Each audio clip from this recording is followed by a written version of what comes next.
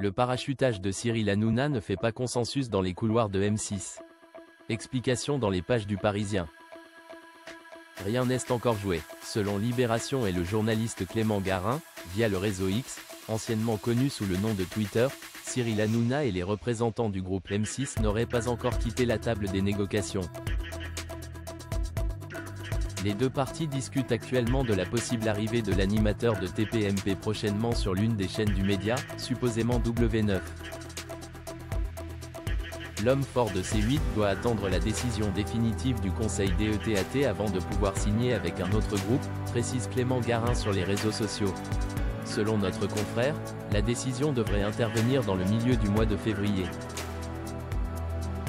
Approchée par le même journaliste, la direction de Canal+, actuel employeur de l'animateur, refuse de commenter les choix de Cyril. Cyril Hanouna, pourquoi son arrivée sur M6 fait grincer des dents? Karine Le Marchand s'inquiète du probable recrutement du trublion du PAF chez M6. Aussi a-t-elle d'ores et déjà posé ses conditions. Il est hors de question que je sois dans le même groupe et sur la même photo qu'une personne qui me harcèle, me méprise et m'insulte sans arrêt depuis 7 ans, qui me critique ouvertement, qui va très loin depuis longtemps, avertit l'animatrice et productrice dans les colonnes de Libération. Pour cause, M6 avait coupé les ponts avec Cyril Hanouna en 2020 suite aux propos déplacés de Jean-Michel Maire à son encontre.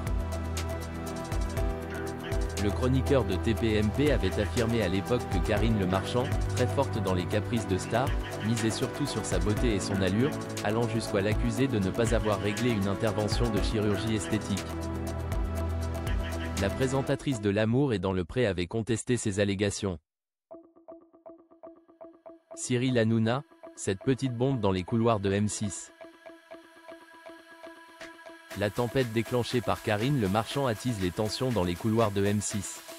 Depuis quand une salariée dicte la stratégie d'une entreprise? S'offusque une salariée interrogée par le Parisien.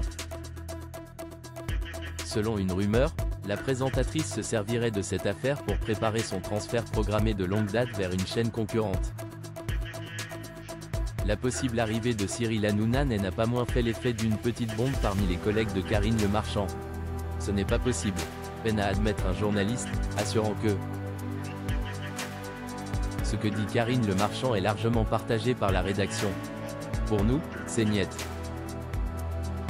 À ses yeux, Hanouna, ce n'est plus du divertissement, c'est du commentaire d'actualité totalement orienté. Ça nuirait à l'image de la chaîne, sans parler de la fuite potentielle des annonceurs.